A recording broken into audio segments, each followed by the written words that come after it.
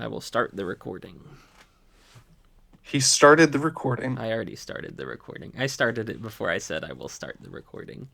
Oh, man. The will was accommodative. Maybe that's lying. I don't really know. Hello and welcome to One Storyteller, where, yes, that's our intro because I'm lazy and don't want to cut it off. Today we have Chapter 2 of Part 2. It'll be Of labeled the Chapter Towers. 13 for the online crowd. That's easier for me and it's easier for them because then they know what it is. So I think that's reasonable. How do you like Chapter 2, the Passage of the Marshes? That's what we're talking about. We're back to some familiar patterns describing travel. They are indeed describing travel. Is this a good chapter? Is this a mid chapter? I guess if I were going to rank it, it would be a bit lower than the previous one, perhaps, but only a little bit. Like, it goes right along with the taming of Smeagol and uh, es- establishing our characters. The emphasis, I think, shifts a little bit more from Frodo and Sam to learning new things about Smeagol. Especially at the end, Tolkien's also laying out some more obvious hints about where the story will end at the end of this part Yeah. and what's at stake and how that's all tied up with Smeagol's morality, I suppose. The internal external debate. Oh, It yes. is both because he is mildly psychotic. Crazy. Whatever. I don't know the official definition of whatever terms, but He's he's having a hard time. he's having a tough day or a tough life. All of them at once, I suppose. Yes. So what I feel like, as someone who has primarily watched the movies instead of reading the books over and over and over again, I feel like a lot of Gollum's whole arc from the Two Towers movie is summed up in this chapter. Because the movie starts pretty much with the last chapter with the taming of Smeagol and them acquiring him as a companion, but the Two Towers movie ends with the monologue, which Gollum has in this chapter. Right. And so, like, that entire movie, if you think about having watched that and all of the ups and downs Gollum goes through in the movie, it basically all happens in this chapter. So, to me, it feels very rushed. I think it would feel rushed if I just read the book as well, but I don't think it would feel as rushed as it does, if Sure. that makes sense. One thing to note is there are a couple important moments the book has, the movie doesn't, following this. Okay. Um, but I can understand where you're coming from, especially since it's like just something identical in movie and book. It's just moved much earlier in the book. Yeah. Well, it was moved much later in the movie. Yeah, yeah, yeah, Unless Tolkien did copy Peter Jackson, yeah. we may Well, never know. the Maybe he's a mystery. time traveler. Good. He learned about the movies, and that's why he hates technology. It all makes sense. So, yeah, there are a couple of moments that kind of fuel that the hastening of those moments, especially the anti-divine intervention, sort of that Gollum gets hit with. That's a terrible way to say it, but Yeah, I'm not sure what you mean. the wraith showing up triggers PTSD and stuff. We'll get there. It's Oh a little yes. bit later in the chapter. Yeah, yeah, yeah. But for extenuating circumstances, I feel like the last chapter was a lot about Gollum or people trying to put their trust in Gollum and figure out a way to do that. And the chapter Yeah. ends with Gollum becoming more trustworthy. But then halfway through this chapter, Gollum is instantly back to being untrustworthy again because of extenuating circumstances. But still, a lot of the ground that we tread in the last chapter gets undone right here. And so, for Yeah, that I'll have some reason, more specific things to say about that as we go through. You won't be surprised to find I'm a big fan of this. But I'll tell you why when we get to those moments. Yeah, yeah. It's not bad. I just didn't expect it so quick, Yeah, and so that's it very fair. it confirms that I was right the whole time, and he was bad. Except maybe he wasn't, but only for like 5 minutes. He was good for a few minutes, and then Mhm. he's right back I to think being that's what bad. it boils down to. So that is unfortunate, and I should probably think about the implications for the character, but haven't quite gotten there yet. Mm. So the basic plot of this chapter is Frodo, Sam, and Gollum are traveling. Interestingly, as much as Frodo is calling Gollum Smeagol throughout, my notes, he's just Gollum the whole time because I keep seeing bad in him, except for one moment where I accidentally, unintentionally wrote Smeagol, and it's after it's when he smelled the wraith for the first time and helped them hide. And Yeah. I just wrote Smeagol because like he was being a helper, and so I just wrote it and then crossed it out and then said, "No, that's really interesting that I wrote that." And then he goes right back to being Gollum after that for That is interesting. obvious reasons. But whatever Tolkien's doing is it was effective because it made me forget that he was bad for just a minute when I wrote that. Mm. Basically, these three are traveling down. They clear at the very beginning of this chapter. They get out of the hill country. They get Mhm. into marsh territory. They travel through the marshes. And then at the end, they travel through some flatlands and then get near to the Black Gate, which is the entrance to Mordor. So the chapter does a few cuts in between there to let you see a few things, but that's basically the plot. Is they're moving south. Yes. There we go. Gollum knows the way. He's Yeah, been he's here been here before. before. Oh, yes. Yes, and there's I forget exactly the geography because in Lord of the Rings Online, I've never actually made it to the Dead Marshes. Um, the Dead Marshes, they're like a level 80 realm, and I've only ever hit level 50. Mm. That's Moria. 50 is Moria. So that's where my experience is maxed out. Um, there's something about like an orc highway that's next door to the marshes. This Yes, is all east. This is all east of the river somewhere. that's right. How does that work? Uh, Man, that's not very nice to ask a guy to describe a map Hey, without a map. geography questions are real. It's true. So where they're at, they could go. They're just about at. They're parallel to Rohan because they part way at the Falls of Rhoros, Hmm. and so Aragorn can just turn right and go into to Rohan. Yeah. Turn west. That's probably more helpful. And they turn east. Frodo and Sam. Hmm. If they kept going straight, you could you could go down into Mordor. Like you have to go a little south, I think, but more or less you could go straight toward the Black Gate. Yeah. But like that's the most efficient way for Sauron to move his orcs around. So I don't think the maps like indicate roads in most cases, but No, it's not zoomed in enough. you could imagine there's at least one major road for Sauron moving his armies around there. Yeah. So they go kind of north a little bit out of the way to Yeah. come down to the Black Gate from above. Is the Black Gate on the northern side of Mordor? Yeah, it's kind of rounds the corner and points north. Okay, so it is. But Is it's, it Morannon?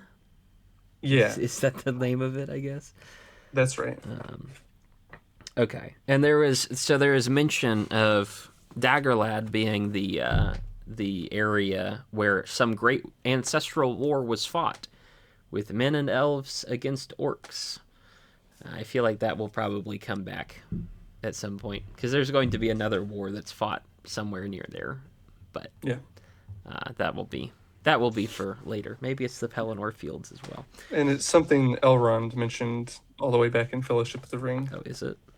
Yeah, Is that the last alliance of elves and men, or is that a different?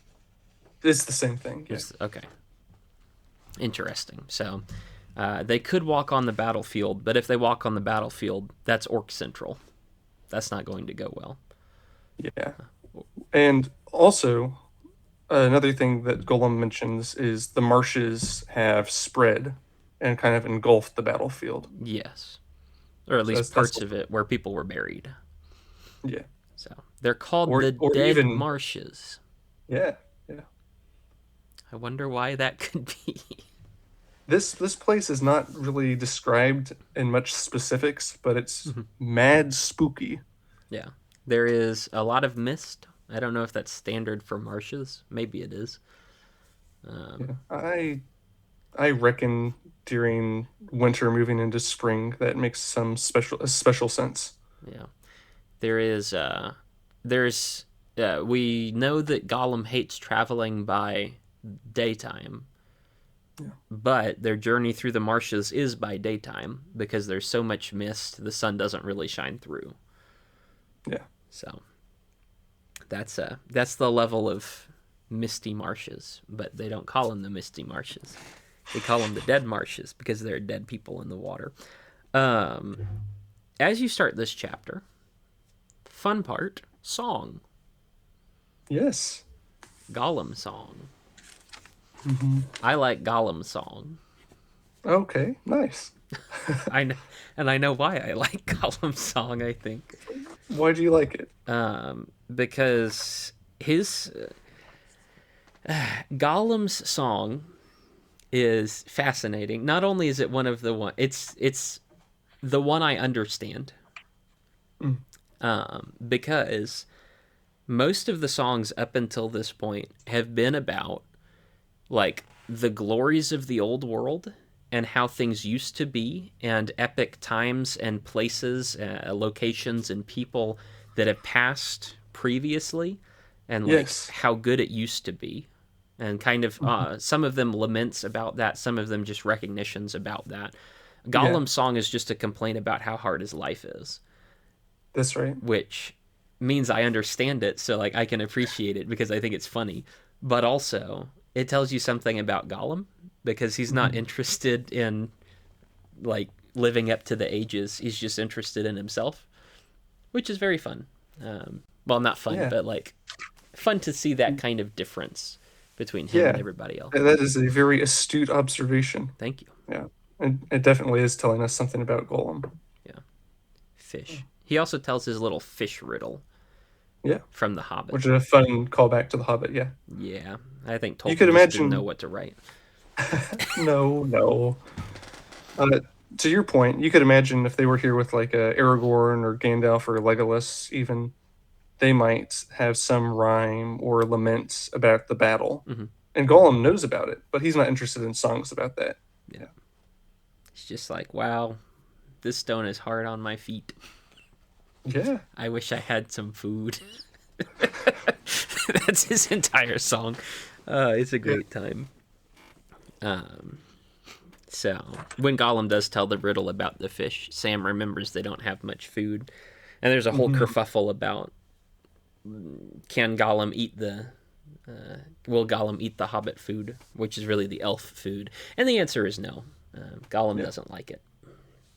It's So, sort of some stuff we observed in the previous chapter with the elven rope. hmm.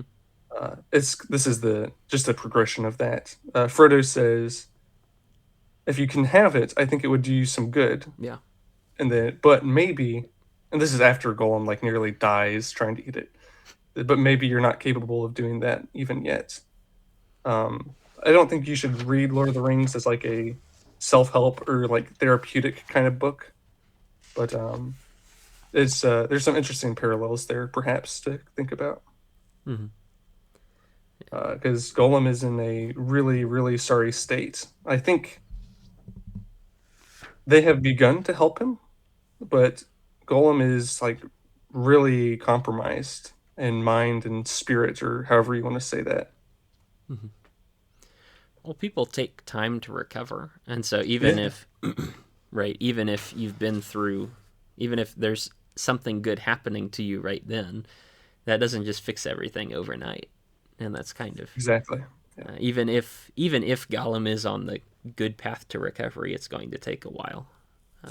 So, the elf food would be good for you if you would try it, but you're not able to. Whether that is an actual like physical malady or whether that's just a mental thing, I don't really know. But either way, um, Gollum is not amenable to the food. Yeah. Unfortunate. He goes and eats bugs or something else. Yeah, I think that's pretty likely. Fairly pointed. When Sam catches him the next morning, he has gone off to eat some food and comes back and is very nasty, but it satisfies him, is all that, the bad stuff that he got along the way. There is, so, in 2 points in this chapter, both hobbits are asleep and let Gollum do his own thing. Both times accidentally, I think. At least for the first time, but probably the second time too. Yeah, because the second time Sam wakes up while Gollum is chatting to himself, or maybe because Gollum is chatting to himself. Yeah. Yeah. The point is, the point that's made several times over, Sam is still suspicious of Gollum like he was last chapter. And so one of the hobbits can sleep while the other one should keep watch over him. That doesn't happen, and they both fall asleep. The point of that is to make a parallel between how Gollum reacts on the first stage versus how he reacts on the second stage, or the second time. First time, he sleeps just normally and then goes and gets some food and comes back and is very obedient. Second time, he doesn't do that. And then you get to see a change in his character. So I guess we'll save that conversation for the second time. I think that makes sense. Okay. Cool. Then anything else up through this point? This might be moving on to the next section, but I wanted to talk a bit about when Sam cries.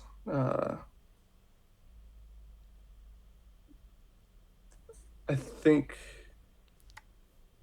that might actually be. I think that's after what we are just talking about. Yeah. I don't remember. Okay. Well, you don't remember. No. It's on page 231 in the official version. 231. Well, Master, we're in a fix and no mistake. Well, that can't be right. It's the very start. This is Smeagol is hungry. Be back soon. It's a paragraph or two after that. Okay. Frodo is talking to Sam, or Sam begins saying, "Hey, I think we have enough food to get there, or enough food for 3 weeks." So he's trying just to chat with Frodo about the journey to Mordor and back home. And Frodo, a bit more road wise and knows some more about what's at stake, says, "I don't know how long it's going to take to finish, but I don't think we need to think about what comes after reaching the mountain." Which is pretty ominous to say. If the one ring goes into the fire and we're there, if we're at hand, I ask you, Sam, are we ever likely to need bread again? I think not. He says, if we can make it to Mount Doom, that's about all we can do. And as a hint toward the growing burden of the ring, he says, more than I can at present, I begin to feel. Yeah. Well, it's not even just like if we make it there, that's the most we can do. To do the job as you put it, what hope is there that we ever shall? Which is to say, it's a long shot. Yeah, I don't know that we're going to be able to accomplish this. And even if we do, there ain't no way we're coming back from it. Yeah. Basically. And so. And I think that kind of shocks optimistic Sam a little bit. But you see, there's a huge difference here. And something we can notice in later chapters too. When Frodo says stuff Gollum doesn't like, it shocks him too, and he turns into this groveling, sycophantic mess for a long period of time. Sam would rather be alive. He'd rather go back home, you know? Mm-hmm. He's pledged himself to Frodo, uh, and and Gollum has done that too. But there's obviously such a huge difference in the attitude of Sam and Gollum.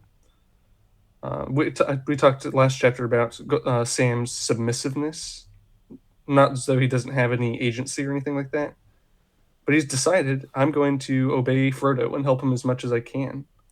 And so you have this really beautiful moment after Frodo says something Sam doesn't really want to hear, with they're probably not going to make it home. He just takes Frodo's hand, um, just letting him know he's there with him. He doesn't have anything really to say, um, but he's sad. He cries while he's doing that, and then tries to head back to his comfortable, optimistic position. Mm-hmm. Yeah, Yeah. Gets up and does something about it because whatever. yeah, There's nothing else you can do. So yeah. You got to keep going. get up and attend the work of the king. Yeah, That's a Daniel moment right there. it End of is. Daniel It's, 8. it's a it's a beautiful little moment. Mm-hmm. It is. That is interesting because I think both of them have valid points. Yeah, Going through life, I mean, Frodo is, dare I say it, defeatist here. With sure. like, there's not really a hope that we're going to do this, and so we don't even need to plan anything after that. If you go through life without a plan, you're not going to end up anywhere good. And so there is something to be said for Sam's viewpoint of, hey, we need to ration this out and then figure out what we're going to do next to be prepared. Sure. But then if you're always looking forward to the next thing, or you're always, looking forward to life getting easier, and you never consider, hey, we may not actually make it through, so let's put all our effort into actually making it through instead of trying to put a bunch of plans into play that may never come to fruition. If you have the Sam mindset but not the Frodo mindset, you kind of miss the effectiveness of being able to accomplish your work. And so both of them are not wrong, but both of them, they've both got half of ultimately what should be one whole. So it is interesting. They Yeah. and it's curious, I guess. At the end, they will end up making it out, but not because Sam rationed everything properly. Yeah. Right? It's not through their own work, and so neither of them end up being right, and that is funny to see there. Hmm. It's something to pay attention to going forward. Yeah. Mm-hmm. So they make it into the marshes, finally. They get into, partway through the chapter, they actually get into the marshlands. And it's here in the marshlands that we get a couple of paragraphs throughout the chapter about Frodo starting to slow down and Yeah. not be very effective anymore. Hmm. That's another thing that maybe compared to the movie feels a bit fast. Mm-hmm. Maybe not as much as other things that might seem fast, but like it gets worse for sure. Yeah. But this is like it's a big difference. Like once you set your gaze on Mordor, it's a sort of like the spirit of Sauron's going to make it as hard as possible for you to make it there. Mm-hmm. Yeah, and he starts feel. There's a phrase in there somewhere about him starting to kind of feel where Mordor is. He doesn't need a Yes. guide anymore. He just kind of intuits where it is, which is mildly terrifying. Yeah, Um, like very terrifying. like how a man can close his eyes and feel the sun on him, and he knows where the sun is. Is the Yeah. that's the kind of weight that Mordor has at that point. So yeah, that it does seem rushed as well because in the movie there is some of this Hmm. in the marshes, but it gets a lot worse as you go towards Mordor, and the way it's expressed is like he's lagging behind and in many ways seems kind of incapable of keeping up, and so I feel like that's a little bit too early because Frodo still has a long way to go yet. But Yeah. um, I think one of the things, looking at this in light of some later chapters, is that when Frodo doesn't have anything to distract him from the ring, it's a lot worse. yeah. They don't have anything to talk about. They're just plodding through a marsh for several days. I think that makes it really bad. Well, the march is just one day because it's one day into the night. The night is Oh, when the sure. lights pop up, and then they This this the amount of days over this period of time, rather. Yeah. yeah. This chapter is I think it's like 4 days, maybe five, Something like that. Yeah. but it's hill country, barren hill country, into marshes full of dead people, into empty rocklands, into smoke and ash from Mordor. So like nothing good is happening. They're not going to better places. They're going to worse and worse locales, Yeah. unfortunately. Um, so you do you do see his doubts about getting to Mordor kind of substantiate, and Yeah. maybe it's part of that mindset of I don't know that we can do this that instantly turns into an unwillingness or an inability to actually go and do it. I don't know. Yeah. There's probably something to that. Maybe. I think it's probably some more other things, but this might be some later. I would agree with that idea. I Mhm. think, especially in Return of the King, you see some things that are definitely what you're describing. Yeah. Well, it's just having a bad attitude about it is not going to help it. Yeah, I think I think Frodo's attitude isn't exactly bad, but Maybe that's not the right way but to phrase but, it. but realistic. Yeah, Yeah. yeah. There's something there. Having a Yeah, realistic attitude is not always the best for accomplishing things. If that's you, true. if you realistically think something is awful, it's going to be awful, whether it is or not. It doesn't really matter because you have set that expectation for yourself. Um, so you have this. Is it later? It's not right here. Is it? There's a later paragraph about how the ring is actually getting heavier. That is mentioned somewhere in this chapter. Yeah, I think it's later. I think it's out in the flatlands section somewhere. I don't Yeah. remember if I wrote it down or not. While Frodo is, I wonder if the dark power of the marshes is affecting him in some way as well. Probably doesn't help. Yeah, they're really creepy. Hmm. Sam Tolkien decides not to describe it, but Sam sees dead faces in the water. That's how we know they're there. Hmm. But Frodo seems to have like a more keen idea of what they are. I think there's definitely some sort of undead, ghostly presence at work on some level out here. Yeah. It's again Tolkien in perfect Tolkien fashion doesn't describe too much about that, Hmm. but Frodo seems, with the ring pulling him more toward the, dark sort of spirit world. Maybe he's more in tune with the nasty forces around him. For Tolkien being legendary for over explaining every single leaf or whatever it is, he really doesn't. No. He really doesn't all that much. I do wonder. Part of it could be the dark forces in there. There's some kind of weird magic, like after the sun sets and when it gets dark outside, they start to see a bunch of lights that apparently the dead people just like generate candles. And it's Yeah. not, I think Gollum even says they're not even there. Like you go in the water, Yeah. the dead people aren't there. It's just kind of an illusion. Yeah. And so there is something about the land. Frodo would also presumably have heard of this kind of battle from Bilbo. Yeah. And so I think a lot of that might be his own head, getting in his own head about it, Yeah. seeing That could things, be. imagining things. Horror is always scariest when you are not shown what's so terrifying, but you're allowed to terrify yourself. Yeah. Well, that's true. That's why Silent Hill 1 is horrifying. Mm. Yep. Yeah. They I'm hid not going to everything in play the that game. darkness. It's a great game. It's terrible, but it's great. It's very different. It's very different from Lord of the Rings, Yeah. but also great in its own way. Um, so yes, they nearly lose Frodo. There's a moment where Sam looks back and like Frodo's kind of disappeared in the darkness, and so he has to go hunt Frodo down. But eventually, they pass by the old battlefield. The marsh has slowly eaten the graves and casts its dark magic out. But they make it out on the other side, and it's okay.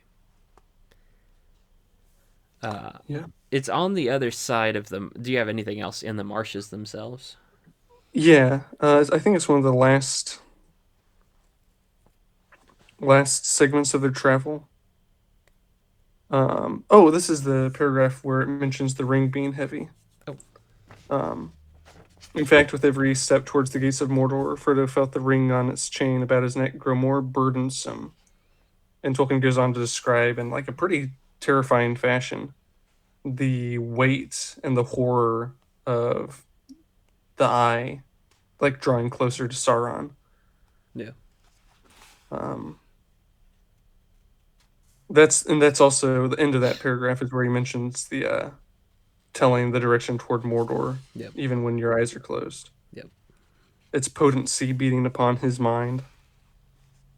And so it's you can see how horribly out of their league they are. Mm-hmm. They're dealing with a force that if it knew where they were, they'd be helpless before it. And it's interesting thinking about the framing for Lord of the Rings is it's written by Frodo. The paragraph right after that is Frodo kind of in the guise of the narrator thinking about what Gollum was experiencing. It's like, we know for sure Frodo felt this way. Yeah.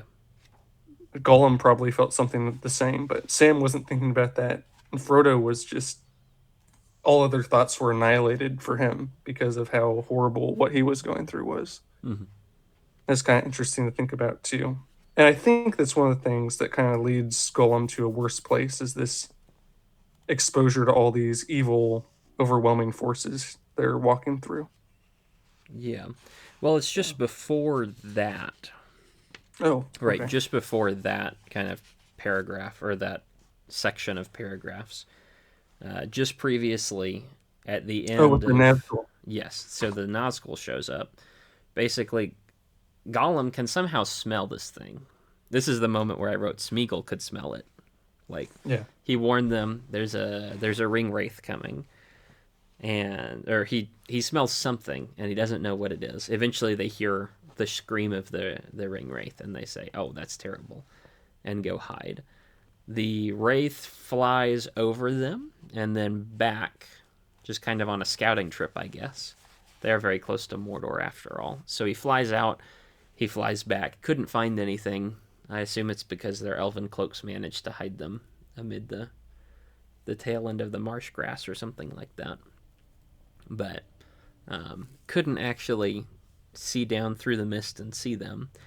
Um, After he leaves, Frodo and Sam get up, and they seem to be mostly okay. I mean, freaked out, but mostly Yeah. okay. It's Gollum who is not. Gollum is had a panic attack, or I don't really know how to Yeah, something like that. parse that. It says he's stunned and they couldn't get him up, and Yeah. eventually they get him up. But that's the first time where he develops his little Gollum cough again. He hasn't been Mhm. coughing throughout the whole chapter up until Yeah. this point. But something about seeing the ring wraith and or being in its presence after he had been through so much at the hands of presumably some of the wraiths and Sauron himself, um, something that just messes him up. So he sees that, he develops his little throat thing again, and it's at this point, coming off of this point, at the beginning of the paragraph where it's talking about, the ring is very heavy. The paragraph right before that is Sam is seeing that Gollum isn't actually friendly anymore. So as much as he had changed to be nice in the previous chapter, he has now changed back to being nasty because Yeah. he's aware of what they're heading to, or he's re-exposed to it, or his old ways were reawakened by other evil things, or just proximity, or something else. Yeah, I think probably all those things feed into it to some degree or another. Yeah. So Frodo's supposition that Gollum probably Oh, felt something of the same sort is like, yeah, Sam is seeing it and then puts it out of his mind because he's taking care of Frodo, but Frodo can also tell there's something there, yeah, even though he isn't thinking too much about it in the moment. yeah, that's right. So, there is. They clear the marshes. Yeah, what do you think about the description of the borders of Mordor? Which one? At last on the fifth morning, Aha. that paragraph there. There have indeed been 5 mornings. Yeah, you're right. That is good. Yeah, it's nasty. Oh yeah, When the hill spring that Gollum is splashing around in seems like paradise compared to this, like, that's not very good. no, There is nothing alive. Everything is dead. Everything is rotted. Everything is poisonous. Everything is choked. Like, there's just nothing positive to be said about Mordor. Zero redeeming qualities, hmm which is nice to see. I mean, at least we're clear on who's the good guy and who's not, right? yeah, it's one of the magical things you can do in a fantasy book, as you can say. You see all this terrain and environment over here. It's actually evil. Mm, yeah. Yeah. It's kind of chilling. The only thing we have from our characters in response to that is Sam says, I feel sick. And Frodo did not speak. Mm. Yeah. But that's where they have to go. Yeah. At this point, it's even the sunlight is no longer good. Yeah. And then even sleep following that is horrible. Mm-hmm. Or I guess not even. This is just a further picture I thought was chilling. For a while, they stood there like men on the edge of a sleep where nightmare lurks, holding it off, though they know they can only come to morning through the shadows. Yeah. So that's a really chilling description that rams home the earlier description. Mm-hmm. And it's also in line with some themes we've picked up previously in the Two Towers and even just in the series of books itself. Um, you do have to go through a nightmare before you go home. Yeah. If you're gonna if you're gonna be a hero, I guess is the simplest way to say that. Mm-hmm. Yeah. There's and it's no use looking back to home or looking forward to the time when you get to go home again, Yeah. because you have to deal with what's in front of you, and so there's that theme is reinforced. It's interesting to me to see this. The sun here is considered evil, or is considered not good, because it's just revealing them at Yeah. this point. It's not protecting them anymore. One of the parts of Fellowship, Gandalf wrote a letter, gave it to Butterbur to be passed on to, eventually taken to Frodo, and it didn't happen. But the letter was, travel during the day because the day will protect you, right? And Yeah. so they didn't do that immediately. Oh, you frozen. Oh, no, you're back. Good. They Yeah. didn't do that immediately. They traveled by night and almost got killed by the riders. They did that with Aragorn, but then got attacked at night and almost got killed by the riders. But even here they've reached the point where nothing keeps them safe, and so the sun is just as much of a detriment as anything else. Yeah. And And I think it's the first time we've seen the sun described this bad. Yeah. mhm, yeah, not a help anymore. In Mordor, Mhm. even the good things are evil, Yes. and so don't get yourself wrapped up in a place where even the good things are not good. That is not a Yeah. good place by definition. And Mordor is that. So they decide to take a nap at some point here. Sam is going to take a nap. Frodo's going to be awake and keep watch for a little bit. Eventually, both of them fall asleep. And then Sam wakes up and he hears Gollum talking to himself. This is the real mask off moment after the mask on moment that was the last chapter. This is the bit where it's very much confirmed that Gollum is not a good guy, is the nice way to say it. Yeah. I think just we'll dive into some specifics here, but one broad thing is true is it does sort of match up addictive behavior. I think where Smeagol was like, "Oh, I've been given another chance. I'm great. I'm not gonna mess this up." And you fast forward 5 days later, and he's at the end of his rope. It's been a good It run. did, yeah, and maybe it stretches out a little bit further, but Nope. he's fighting for his life after 5 days. All these vices and evil thoughts are catching up and dominating him, Yeah. and he doesn't have the wherewithal or desire to try to get help. Yeah. Yeah, he doesn't want to or doesn't know to or whatever the excuse is, it ends up in the Yeah, same place.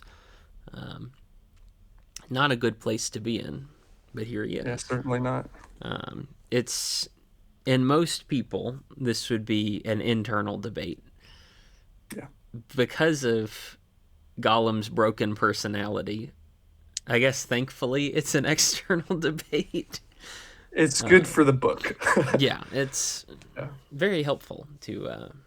It's very helpful when characters, talk to themselves, especially when he's talking at himself from two different directions, and you get to see not only just how broken and messed up he is, but also how dominant that is. I guess that whole yeah, personality trait in him, because he as Smeagol is like thinking to do the good thing, but then his alter ego is just saying, "No, that's dumb. Don't do that.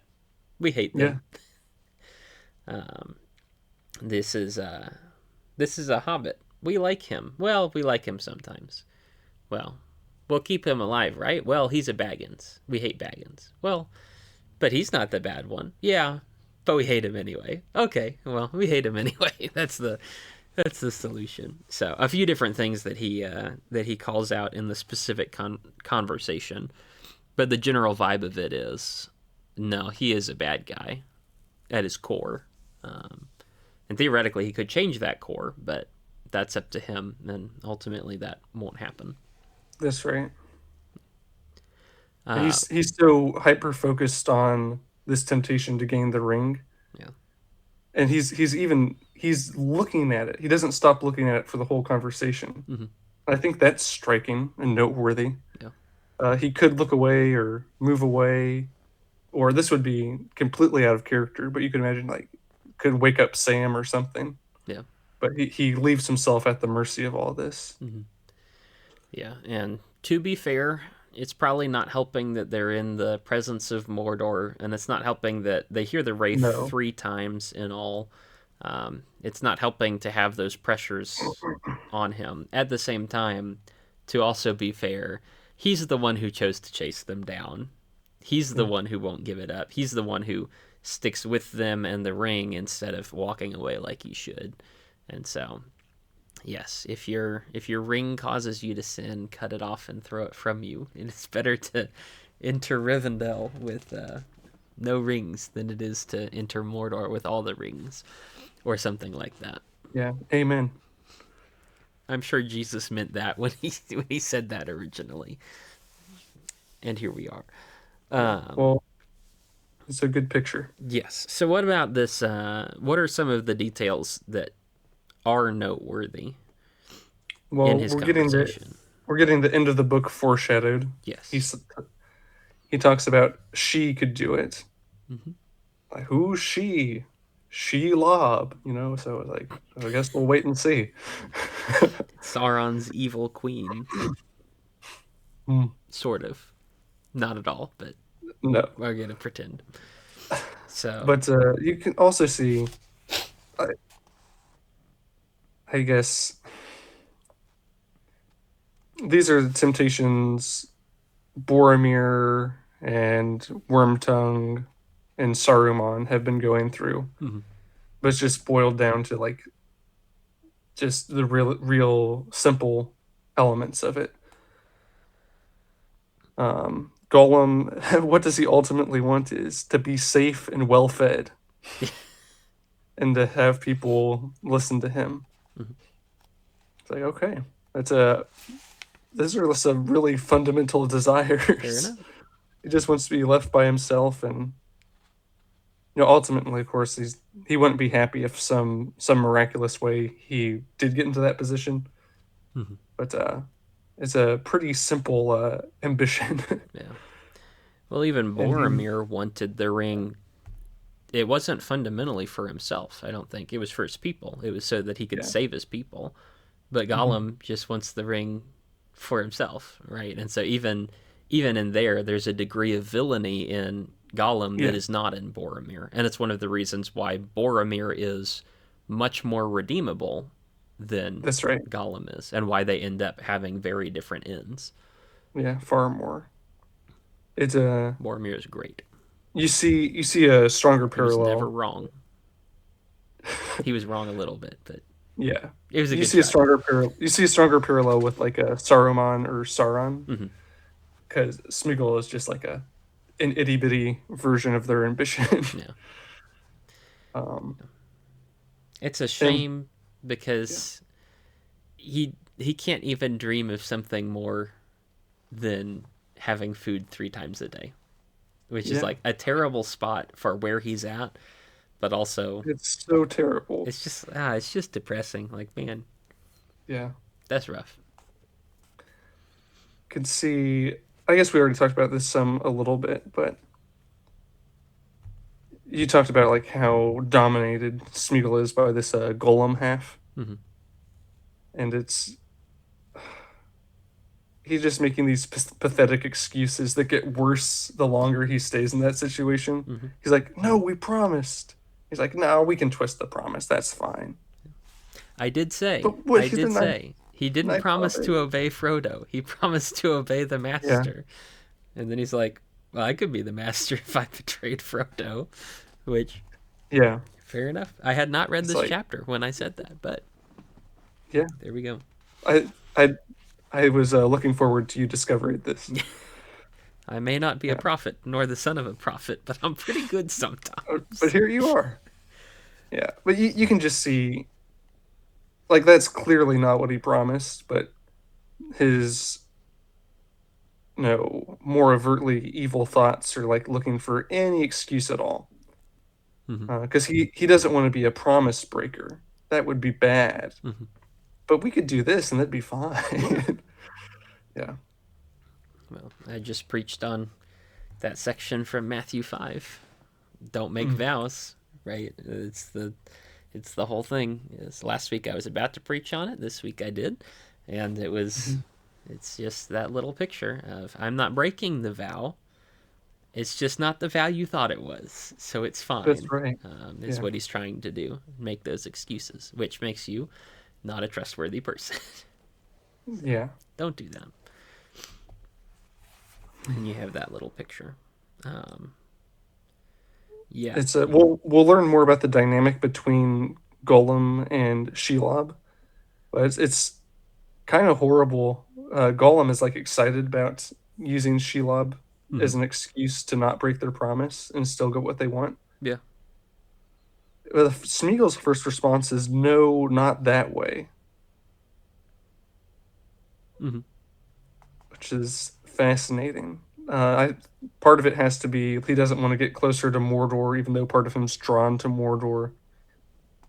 But there's probably some maybe hints at nobility in that. The only thing is it's far more pathetic than anything else.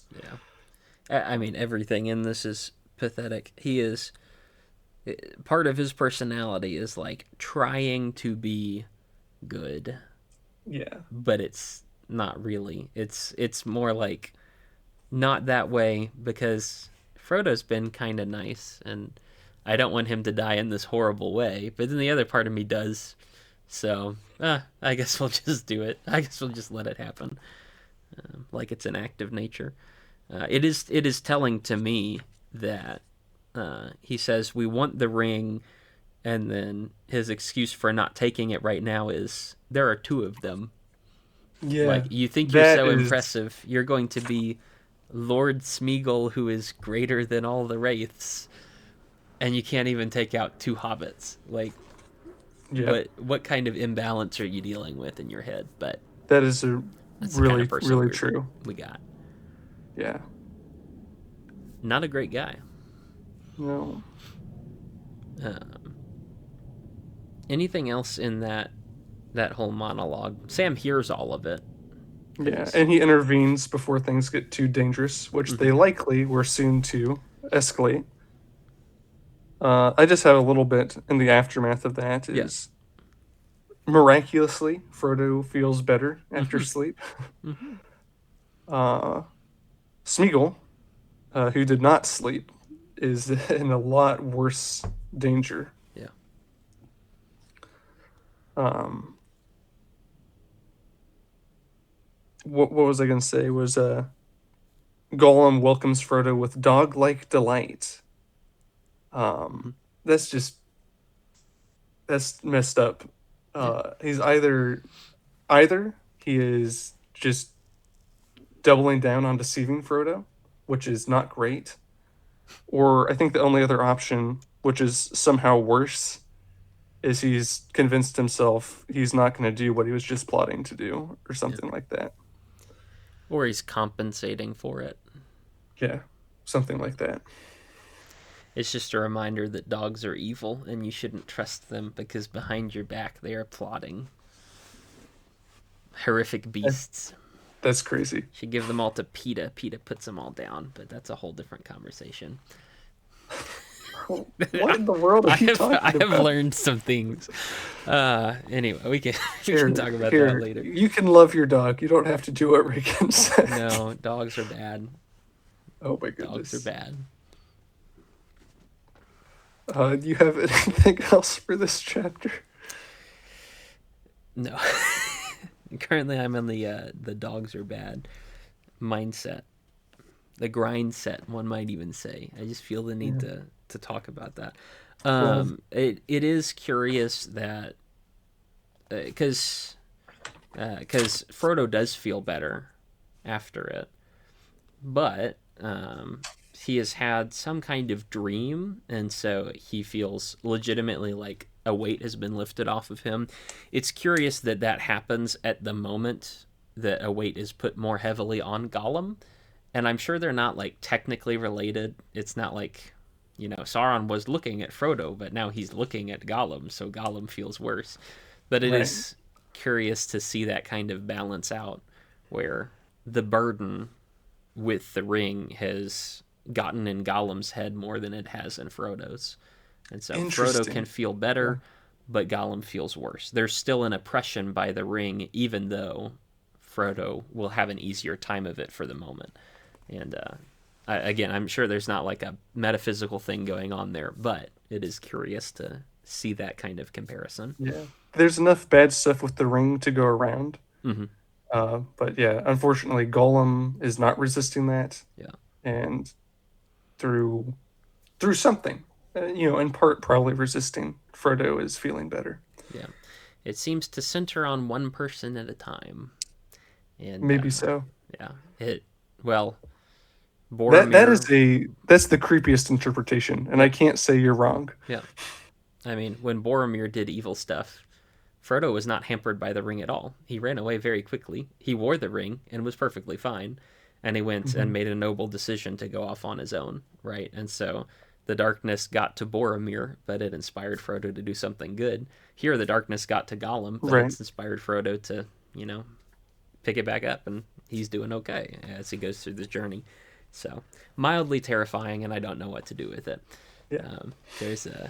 Plant that in your head. The last thing in the chapter is I think the wraiths have like a proximity sensor for the ring, and so they do keep circling overhead 3 times in all. Yeah. They do it, and Gollum is not very happy to the Not remotely. extent that now, through the last chapter, Frodo was being nice to Gollum, and Gollum was answering, but now Gollum won't answer until Frodo has actively threatened him with violence, and then Gollum will answer. And so Yeah. you see a very rapid de-evolution of Gollum, which is not a good sign. No. No, it's not. But I'm sure it will turn out okay. Yeah. Depends how far you fast forward. It depends on your definition of okay. If we change definitions, everything can be okay. Yeah. Hey. That's about all I have on that one. Yeah, that's all I got. Very cool. Then next time we will talk about the Black Gate being closed. Who would have thought that Sauron locked the door? It's a pretty creative chapter title. That's crazy. And that's what we'll cover next week. All right. Excellent. See you then.